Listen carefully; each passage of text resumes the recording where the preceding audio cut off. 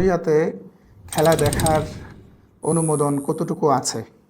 খেলাধুলার মৌলিক বিধান যদি হারামই হতো, তাহলে যারা স্বাভাবিক খেলাধুলা করছে প্রতিনিয়ত শরীরচর্চার জন্য, ব্যায়ামের জন্য, তাদের খেলাধুলা হালাল হয় কিভাবে? তারা আমাদেরকে খুব চটকদার বিজ্ঞাপনের মাধ্যমে এই খেলার দিকে ধাবিত করার জন্য এই উন্মাদনা শব্দটা ব্যবহার করে। তা একজন ব্যক্তি যদি নামাজ যথাসময়ে পড়ে, তারপরে তার অন্যান্য কাজে যদি সে থেকে তারপরে খেলা দেখে, তাহলে সমস্যাটা কোথায়? এর চাইতে বড় ক্ষতি কি আপনার আরও কিছু দরকার আছে, যে আপনি কিয়ামতের দিন রাসূলুল্লাহ সাল্লাল্লাহু আলাইহি ওয়াসাল্লামের উম্মত হওয়া সত্ত্বেও আপনি রাসূল সাল্লাল্লাহু আলাইহি ওয়াসাল্লামের দলভুক্ত হতে পারবেন না? আপনার কাছে কি এটা সমস্যা মনে হয় না? বাকি লেনদেনের বিষয়ের সাথে আরেকটা বিষয় সম্পৃক্ত, সেটা হচ্ছে পেশা। কোনো ব্যক্তি যদি খেলাকে পেশা হিসাবে গ্রহণ করে, তাহলে এই হাদিস যখন আমি নিজে ব্যক্তিগতভাবে পড়েছি, আমার প্রথমত এই বিষয়টা এভাবে অনুধাবন হয়নি যে আসলে একজন ব্যক্তি সেখানে নেই, কিন্তু তারপরেও এই গুনাহের ভিতরে সে কিভাবে অন্তর্ভুক্ত হয়।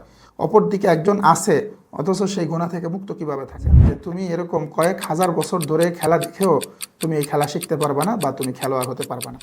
গ্রাম মহল্লা সহ এমন কোনো জায়গা নাই যেই জায়গাতে আপনি দেখবেন, ফুটবল হোক, ক্রিকেট হোক, কিংবা এই জাতীয় যেই কোনো আন্তর্জাতিক ইভেন্ট হোক, সেগুলোর সাথে বাজির কোনো সম্পর্ক নাই, এটা আপনি দেখবেন না কখনো।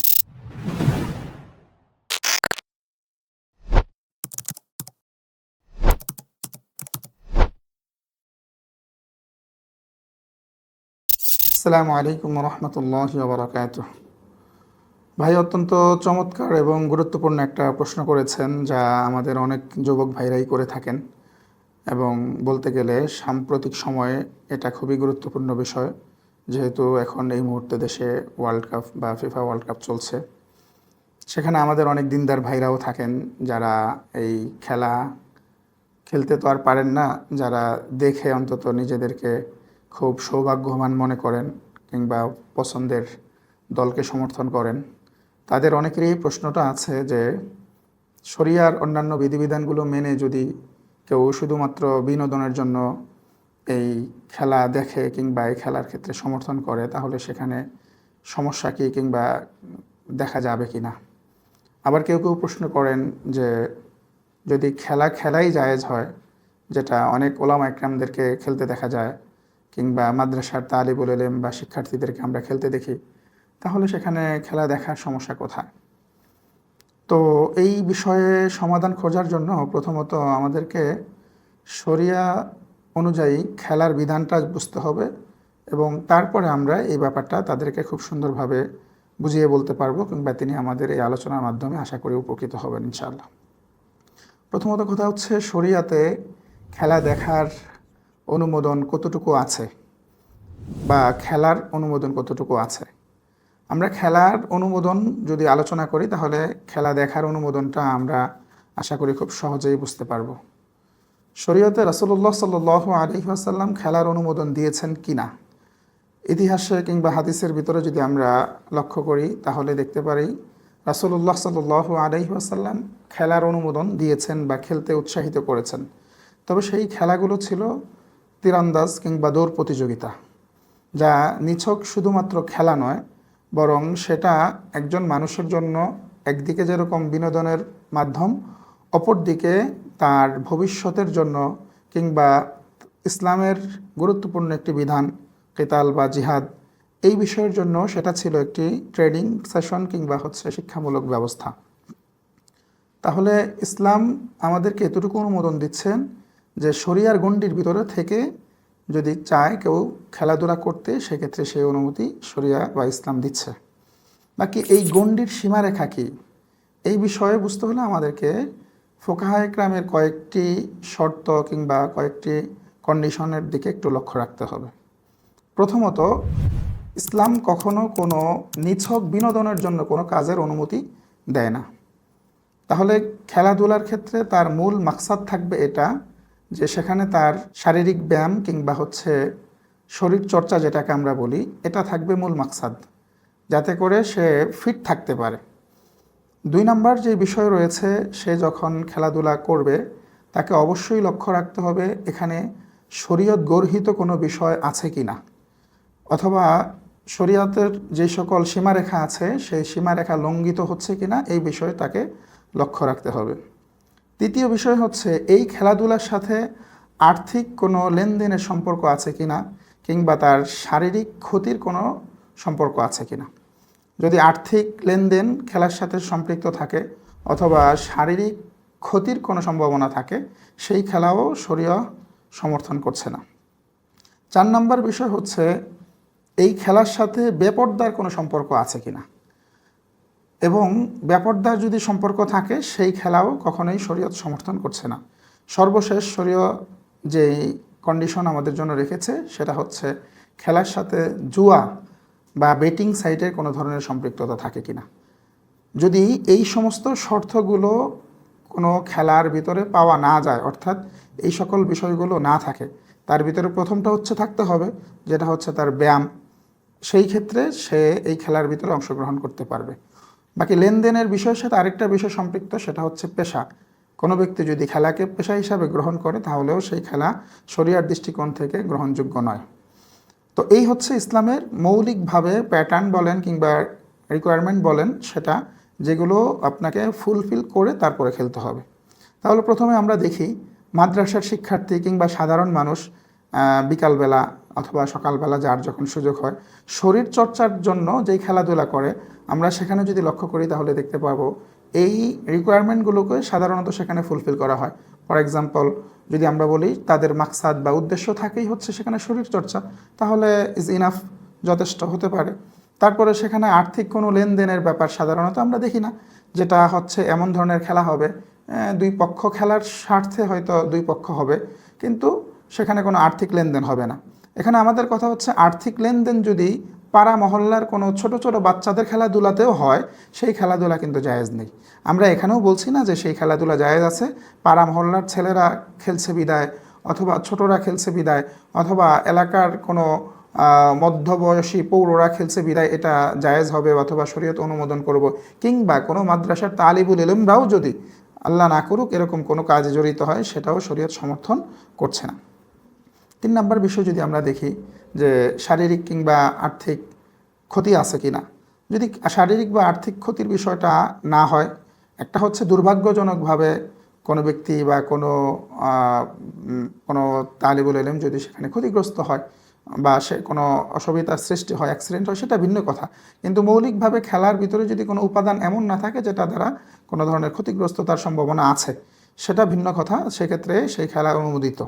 তাহলে এই জায়গাটাও আমরা দেখতে পাই যে সাধারণত পাড়া মহল্লার যে সকল খেলা বা শরীর চর্চার জন্য যেটা খেলা হয় অথবা মাদ্রাসার তালিবুল ইলম বা শিক্ষার্থীরা যেই খেলা খেলে সেটার ভিতরে এই বিষয়গুলো পাওয়া যায় না। তারপরে রয়েছে পেশা হিসাবে খেলাকে গ্রহণ করা। পেশা হিসাবে আমরা কখনোই তাদেরকে এই খেলাকে গ্রহণ করতে দেখি না, যেহেতু তারা খেলেই হচ্ছে সেটা শরীর চর্চার জন্য। নির্ধারিত অল্প একটু সময় বিকালবেলা, মাদ্রাসা তালিবুল ইলমরা তো বিকাল ছাড়া সুযোগই পায় না, আর অন্যরা যারা আছে যার যার সময় মতো হয়তো তারা শরীর চর্চার জন্য খেলছে। সর্বোপরি জুয়ার এটার সাথে ন্যূনতম পর্যায়ের কোনো সম্পর্ক নেই। তবে যদি কারো ক্ষেত্রে এটার জুয়ার কোনো সম্ভাবনা কোনো পাড়া মহল্লার খেলাতেও দেখা যায়, তাহলে সেই পাড়া মহল্লার খেলাও অবশ্যই পরিত্যাজ্য কিংবা পরিত্যাগ করার কারণ হয়ে দাঁড়াবে, এবং সেই খেলা কোনোভাবেই শরীয়ত কিংবা কোনো ওলামা একরাম কখনোই সমর্থন করে না।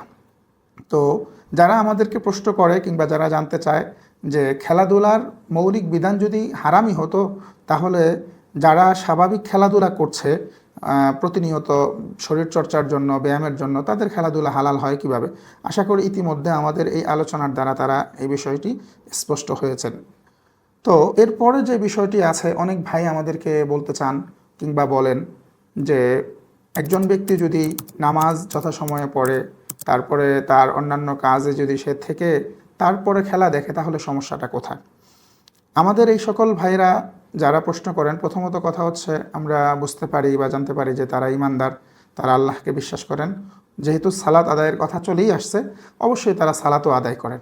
আমাদের আজকের আলোচনা মূলত এই সকল ভাইদের জন্যই, কারণ যেই সকল মানুষ এই খেলাকে নিজেরাই উন্মাদের মতো করে উপভোগ করে, এমনকি তারা এই খেলার সাথে উন্মাদনা শব্দটা নিজেরাই যুক্ত করে, যে বিশ্বকাপ উন্মাদনায় আমরা মেতে আছি কিংবা বিশ্বকাপ উন্মাদনায় মাততে হবে, অথবা আমাদের তথাকথিত যে সকল কর্পোরেট হাউস অথবা বিজ্ঞাপন প্রতিষ্ঠানগুলো আছে তারা আমাদেরকে খুব চটকদার বিজ্ঞাপনের মাধ্যমে এই খেলার দিকে ধাবিত করার জন্য এই উন্মাদনা শব্দটা ব্যবহার করে।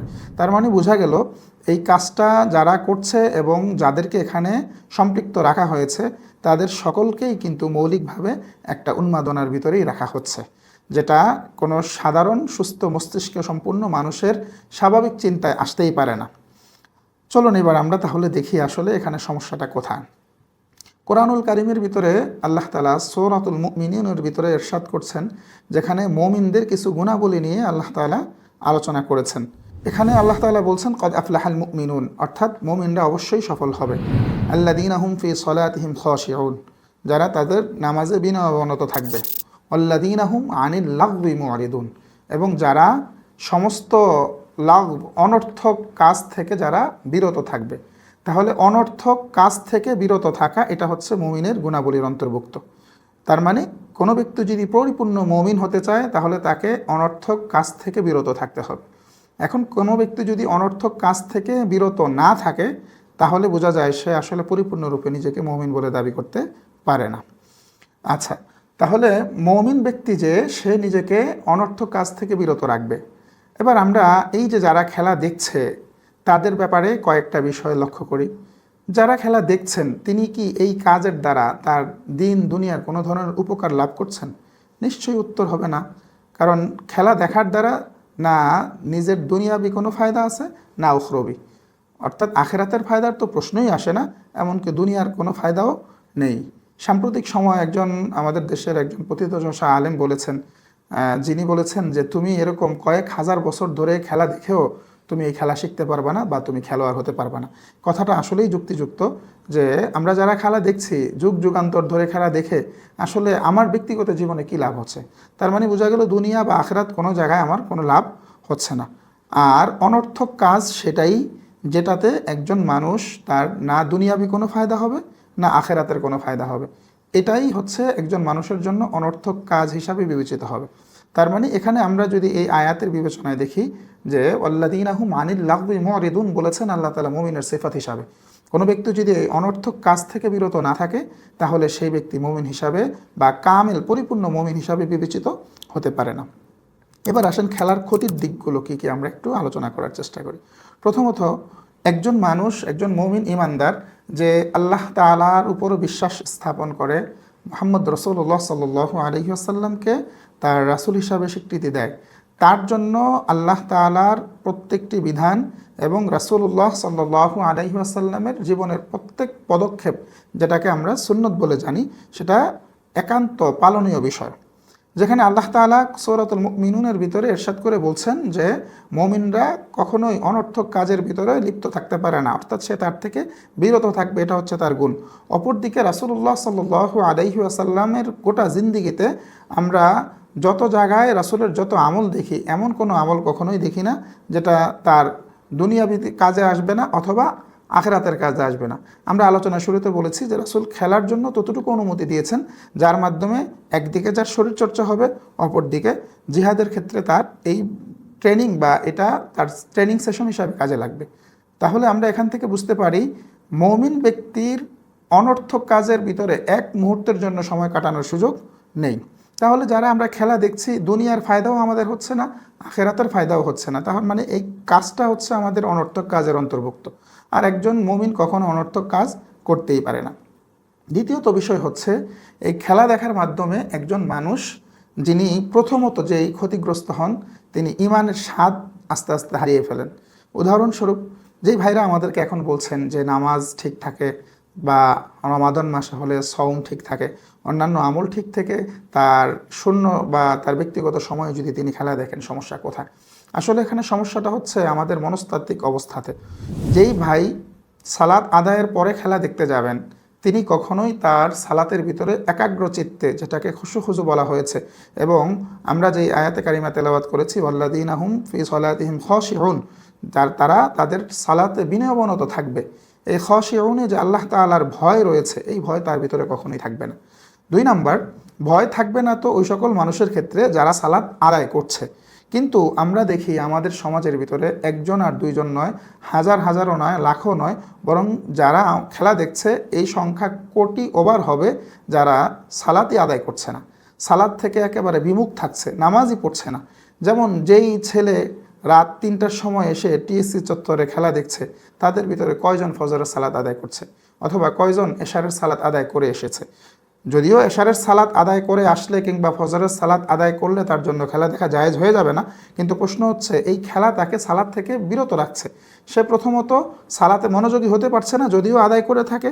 সেকেন্ড হচ্ছে অধিকাংশ মানুষ খেলা দেখার মাধ্যমে তার সময়কে নষ্ট করছে এবং সালাত বিমুখ হচ্ছে। এটা হচ্ছে আমাদের প্রথম ক্ষতি।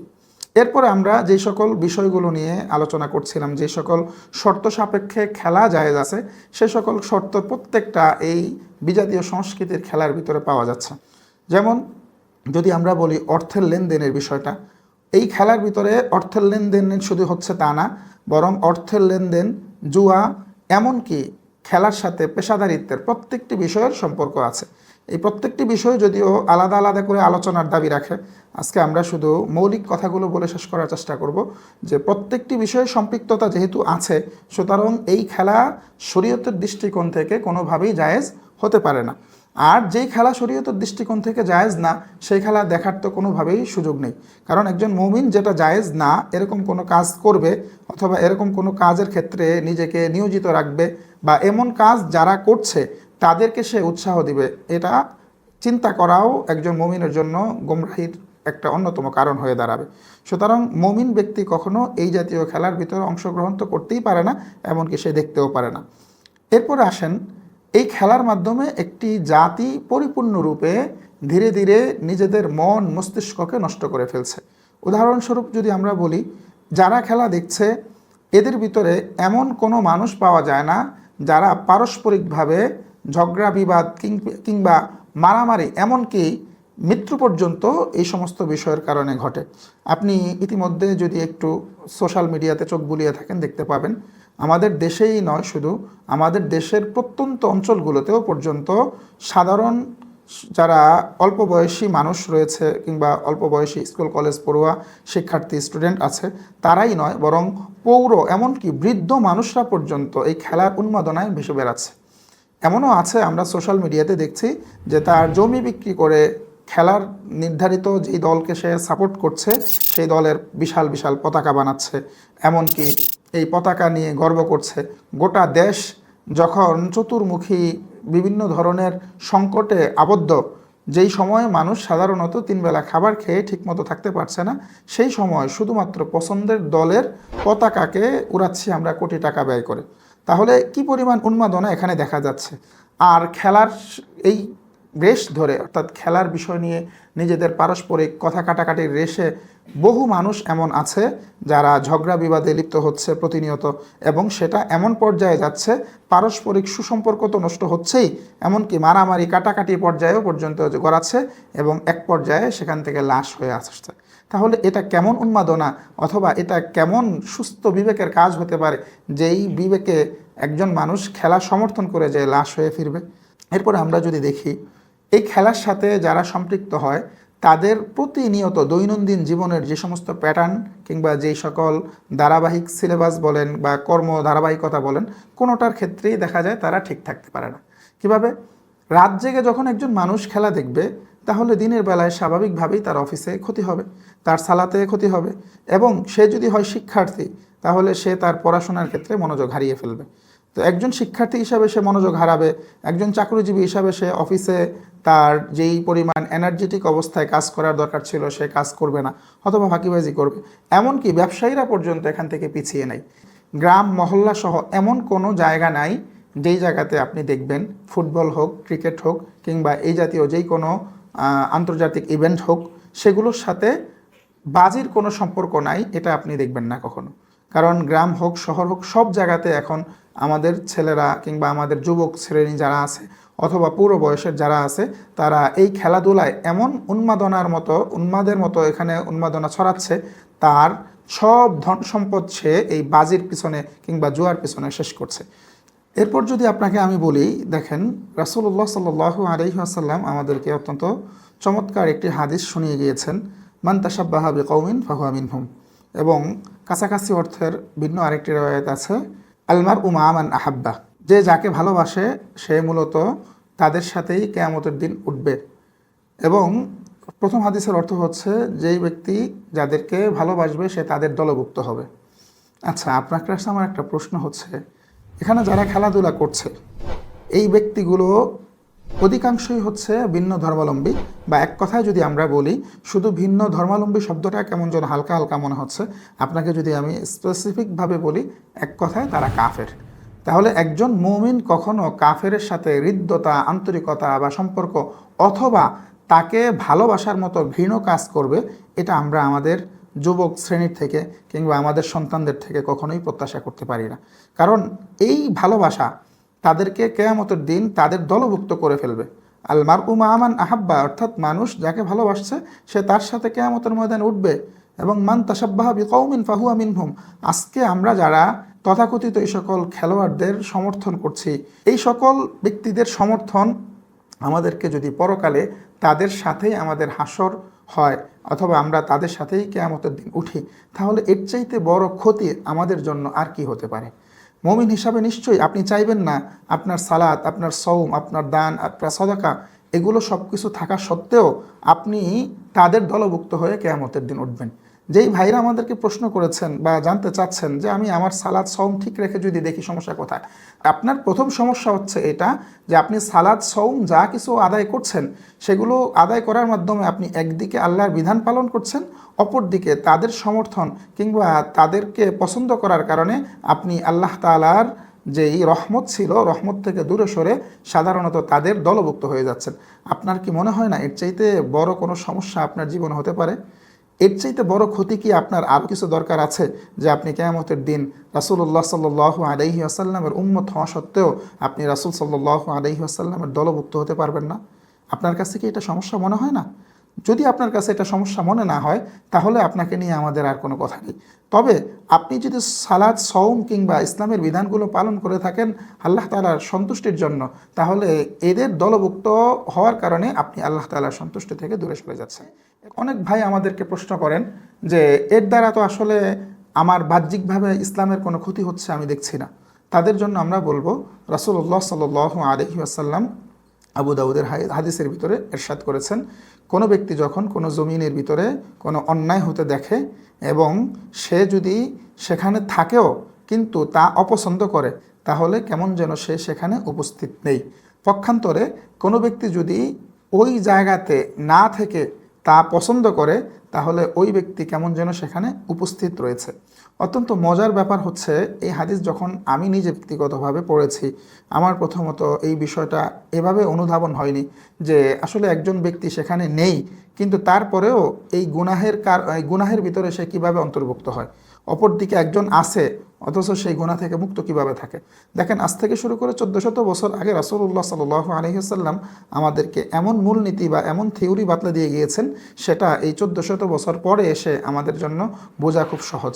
আপনি সেই কুফফারদের খেলাকে আপনার দেশে বসে পতাকা উড্ডীনের মাধ্যমে কিংবা তাদের খেলা দেখে হৈ হুল্লোড় করার মাধ্যমে অথবা তাদেরকে সমর্থন করার মাধ্যমে আপনি তাদেরকে সমর্থন করছেন, সাপোর্ট করছেন।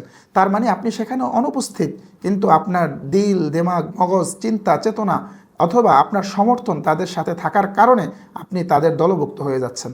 তাহলে আপনি যদি কুফফার বা মুশরিকদের দলভুক্ত হয়ে যান, সেটা কখনোই আপনার জন্য কল্যাণকর হবে না। অপরদিকে ওই দেশে যদি কেউ বসবাস করে ও মুসলমান হওয়া সত্ত্বেও এই সমস্ত বিষয়গুলোকে অপছন্দ করে, আমরা আশা রাখি আল্লাহ তাআলা তাকে গুনাহমুক্ত হিসাবে বিবেচিত করবেন। সুতরাং আমাদেরকে এই ব্যাপারটাও লক্ষ্য রাখা দরকার যে আমরা কখনোই যেন কোনো সমর্থনের কারণে ওই সকল ব্যক্তি যাদেরকে আল্লাহ তাআলা পছন্দ করেন না কিংবা যারা কাফের তাদের দলভুক্ত হয়ে না যায়। এরপরে কিছু বিষয় আছে, কোনো কোনো অবুঝ ভাই আমাদেরকে পরে বলতে পারেন তাহলে আমরা মুসলিম রাষ্ট্রগুলোকে সমর্থন করব, সেখানে সমস্যা কোথায়? প্রিয় ভাই, মুসলিম রাষ্ট্র সমর্থন করলেই আপনার জন্য কখনোই খেলা দেখা জায়েজ হয়ে যাবে না। কারণ ইতিপূর্বে খেলা জায়েজ না হওয়ার যে সকল কথাগুলো বা কাজগুলো আমরা বলেছি, সেগুলো মুসলিম অমুসলিমের জন্য নয়, বরং সেটা সবার জন্য। পাশাপাশি আপনি মুসলিম রাষ্ট্র সমর্থন করেন কিংবা অমুসলিম রাষ্ট্র সমর্থন করেন, বেপরদার যে বিষয়, শরিয়া লঙ্ঘনের যে বিষয়, সেটা আপনার জন্য এক মুহূর্তের জন্য পিছু ছাড়বে না। যেমন ফুটবল খেলার কথাই আমরা বিবেচনা করি। ফুটবল খেলা আপনি যতক্ষণ পর্যন্ত স্ক্রিনে দেখবেন, মোবাইলের স্ক্রিনে হোক কিংবা প্রজেক্টরের স্ক্রিনে হোক অথবা অন্য যেই কোনো মাধ্যমেই হোক না কেন, আপনি যতক্ষণ পর্যন্ত দেখবেন সেখানে সতর খোলা অর্থাৎ হাঁটুর উপরে প্যান্ট পরে থাকা মানুষগুলো খেলাধুলা করবে। প্রথমত তারা সতর তরক করছে, পুরুষ হওয়া সত্ত্বেও তাদেরকে আপনি সতর তরক করা অবস্থায় দেখা আপনার জন্য জায়েজ নেই। এরপরেও যদি ধরি যে এই যে খেলা যতক্ষণ পর্যন্ত চলবে, সেই স্টেডিয়ামে যত বেগানা নারী পুরুষ একত্র হবে, তাদের যে সকল ছবি আপনার চোখের সামনে আসবে সেটাও আপনার জন্য দেখা কোনোভাবেই জায়েজ নয়। এছাড়া বিজ্ঞাপন সহ অন্যান্য আনুষঙ্গিক যে সকল মাধ্যমগুলোতে আপনি যত বেগানা নারীদেরকে দেখবেন, তাদের কাউকেই কোনোভাবেই দেখা আপনার জন্য জায়েজ নয়। সুতরাং মুসলিম রাষ্ট্র সমর্থন করেন কিংবা অমুসলিম রাষ্ট্র সমর্থন করেন, কোনোভাবেই কোনো খেলাকে সমর্থন করা কিংবা কোনো খেলোয়াড়কে সমর্থন করা আপনার আমার জন্য সম্পূর্ণ হারাম। এমনকি রাসূলুল্লাহ সাল্লাল্লাহু আলাইহি ওয়াসাল্লাম আমাদেরকে যে নজর হেফাজত করতে বলেছেন, পর্দার বিধান দিয়েছেন, আল্লাহ তাআলা কোরআনুল কারীমের ভিতরে আমাদের যে পর্দার আয়াতে কারিমা নাজিল করেছেন, সেগুলোর দিকেও যদি দৃষ্টি করি তাহলে আমরা দেখতে পাই এই সকল খেলার বিধানের প্রত্যেকটি মুহূর্তই আমাদের জন্য হারাম হিসাবে বিবেচিত হবে। অনেক অবুঝ ভাই আছেন যারা আমাদেরকে বিভিন্ন সময় বোঝানোর চেষ্টা করেন যে খেলাধুলার সাথে অর্থনৈতিক একটা সম্পর্ক রয়েছে। আমাদের দেশের একজন বিশিষ্ট আলেমী দ্বীন কিছুদিন আগে তিনি যখন একটা সমীকরণ দেখিয়েছিলেন যে ফুটবল খেলার মাধ্যমে যেই পরিমাণ অর্থের অপচয় হচ্ছে, এই অর্থ যদি একত্র করা হতো কিংবা এই অর্থ দিয়ে ক্ষুধার্ত পৃথিবীর মানুষগুলোকে আহার দিতে পারতো ইত্যাদি ইত্যাদি কথাগুলো তিনি যখন বলেছেন, অবুঝ কিছু ভাই তাদেরকে কিংবা ওই আলেমকে কটাক্ষ করে অথবা তার কাউন্টার দিতে যেয়ে আমাদেরকে বোঝাচ্ছেন যে ফুটবল খেলার সাথে পৃথিবীতে হাজার হাজার কোটি ব্যবসায়িক সম্পর্ক রয়েছে। এখন প্রশ্ন হচ্ছে, কোনো হারাম ইভেন্টের সাথে যদি ব্যবসায়ের সম্পর্ক থাকে তাহলে কি সেটা জায়েজ হয়ে যাবে? কখনোই না। বরং আপনাকে আমি খুব সহজ উদাহরণ যদি দিই তাহলে আপনি বুঝতে পারবেন। মদ কিংবা শরাব সেটাও তো একটা ব্যবসায়িক পণ্য কারো না কারো কাছে। বরং এটা এমন একটা পণ্য যেটা ইসলামী শরিয়ার ক্ষেত্রেই এমন বিধান আছে যেখানে মুসলমানরা কেনা বেচা করতে পারবে না, কিন্তু যদি কুফার যারা আছে তারা যদি ইসলামী রাষ্ট্রের ভিতরে জিজিয়া দিয়ে থাকে তাহলে সেক্ষেত্রে তারা তাদের ক্ষেত্রে ক্রয় করা বিক্রয় করার তাদের জন্য জায়েজ আছে, কিন্তু মুসলমানদের জন্য জায়েজ নেই। সেই পণ্যটা পর্যন্ত ইসলাম কখনোই উন্মুক্তভাবে কেনা বেচার সুযোগ দেয়নি। সুতরাং অস্ত্র বিক্রির কথাই আপনি চিন্তা করেন, অস্ত্র এটাও তো একটা বিজনেস। তাহলে আপনি কি গোটা পৃথিবীর ভিতরে উন্মুক্তভাবে যে কেউ যে কারো কাছে অস্ত্র বিক্রি করুক, এটা আপনি কখনো সমর্থন করবেন? নিশ্চয়ই না। তাহলে খেলাধুলার বিষয়ে আপনার এই ব্যবসায়িক চিন্তাভাবনা কিভাবে আসে যে খেলাধুলার সাথে কোটি টাকার বিজনেস সম্পৃক্ত, ফলে এই খেলাধুলা করা কিংবা তা দেখা জায়েজ হবে? নিশ্চয়ই এটা কোনোভাবেই সমর্থিত হতে পারে না। যদি এখানে কোটি টাকার বাণিজ্য কিংবা কোটি টাকার ব্যবসা থেকেই থাকে, তার মানে এই নয় যে আপনার আমার জন্য এই খেলা দেখা কিংবা এই খেলার সমর্থন করা জায়েজ হয়ে যাবে। সুতরাং আমাদেরকে এই বিষয়টা বুঝতে হবে যে খেলাধুলার সাথে অন্যান্য ব্যবসা বাণিজ্যের সম্পর্ক থাকলে কখনো সেই খেলা আমাদের জন্য জায়েজ হতে পারে না। এরপরে যদি আমরা বলি যে একজন মুমিন জীবনের মূল লক্ষ্য উদ্দেশ্য হচ্ছে আল্লাহ তাআলাকে সন্তুষ্ট করা, আর কোনো মানুষ ততক্ষণ পর্যন্ত আল্লাহ তাআলাকে সন্তুষ্ট করতে পারবে না যতক্ষণ পর্যন্ত সে আল্লাহ তাআলার হুকুমকে পরিপূর্ণরূপে পালন না করবে। অর্থাৎ আল্লাহ তাআলা আমাদেরকে যেই সকল বিষয়গুলোকে আদেশ করেছেন পালন করার জন্য সেগুলো পালন করা, এবং যেই সকল বিষয় থেকে নিষেধ করেছেন অর্থাৎ যেগুলো আমরা পরিত্যাগ করব সেগুলোর থেকে যতক্ষণ পর্যন্ত আমরা নিজেদেরকে বিরত না রাখব, সর্বোপরি রাসূলুল্লাহ সাল্লাল্লাহু আলাইহি ওয়াসাল্লামের সুন্নাহের অনুসরণ যতক্ষণ পর্যন্ত আমরা না করব ততক্ষণ পর্যন্ত আমরা কোনোভাবেই আমাদের জীবনকে সফল বলে দাবি করতে পারি না। আমার আজকের এই আলোচনার কিংবা এই বার্তার মূল উদ্দেশ্য আমাদের ওই সকল দিনী ভাইরা যারা দিন পালন করেন, দিনের ব্যাপারে সচেষ্ট, সালাত আদায় করেন, সওম পালন করেন এবং প্র্যাকটিসিং মুসলিম হিসাবে নিজেদেরকে প্রতিষ্ঠিত করার চেষ্টা করছেন, তাদের প্রতি আমাদের এই আলোচনা। আমরা জানি যারা একেবারেই দিনের ব্যাপারে বেখবর উদাসীন, হয়তো তারা আমাদের এই আলোচনা শুনবেও না, কিংবা শুনলেও হয়তো তারা এখান থেকে যে সেইভাবে শিক্ষা গ্রহণ করবে না যেভাবে শিক্ষা গ্রহণ করা দরকার। কিন্তু আমাদের যে সকল ভাইরা আছেন শুধুমাত্র তাদের বুঝ না থাকার কারণে কিংবা বিষয়টিকে উপলব্ধি না করার কারণে তারা এখনও পর্যন্ত সালাত সওম পালন করা সত্ত্বেও, ইসলামের ভিতরে পরিপূর্ণরূপে দীক্ষিত হওয়ার আগ্রহ থাকা সত্ত্বেও তারা পরিপূর্ণরূপে আসতে পারছেন না শুধুমাত্র এই শয়তানের কিছু ধোঁকার কারণে। আমরা সোশ্যাল মিডিয়াতে অনেক এমন ভাই বোনদেরকে দেখি যাদেরকে আমরা একজন 5 ওয়াক্ত সালাত আদায়কারী হিসাবে চিনি, অথচ তারা যখন তাদের দলের নির্ধারিত প্লেয়ারের কিংবা তাদের পছন্দের প্লেয়ারের বন্দনা গায় এবং এমনভাবে লিখতে থাকে, তারা যেন মনে হচ্ছে যে তার জীবনের সবচাইতে শ্রেষ্ঠ মানুষ বা সবচাইতে শ্রেষ্ঠ আইডল যেই ব্যক্তি, তাকে তিনি প্রশংসা করছেন। অথচ একজন মুমিনের জন্য কখনোই তার জীবনের আইডল রাসূল কিংবা সাহাবা আজমাইন ব্যতীত অন্য কোনো ব্যক্তি হতে পারে না।